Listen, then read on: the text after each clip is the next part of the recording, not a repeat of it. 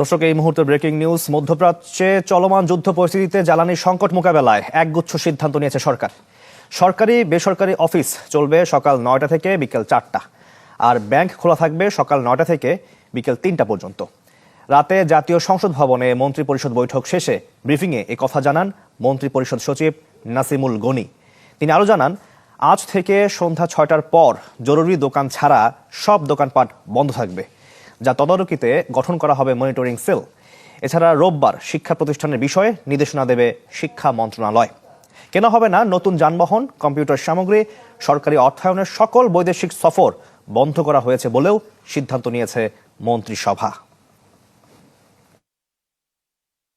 অফিসগুলো আমরা কমিয়ে নিয়ে আসতেছি 1 ঘন্টা করে, 9টার থেকে 4টা পর্যন্ত অফিস চলবে, সকল অফিস। ব্যাংকিং গুলো চলবে আওয়ার্স 9টার থেকে 3টা পর্যন্ত। অভ্যন্তরীণ প্রশিক্ষণ যেগুলো আছে সেগুলো 50% বন্ধ করা হয়েছে, যে 50% কমিয়ে নিয়ে আসা হয়েছে। সরকারি অর্থায়নের সকল বৈদেশিক প্রশিক্ষণ বন্ধ করা হয়েছে 15 আদেশ না দেওয়া পর্যন্ত। জ্বালানি, বিদ্যুৎ, গ্যাস এই খাতে আমাদের যে ব্যয়টা হতো সরকারের, সেটা আরো 30% কমানো হচ্ছে। সকল ধরনের মার্কেট 6টার পরে কোনো মার্কেট চলবে না।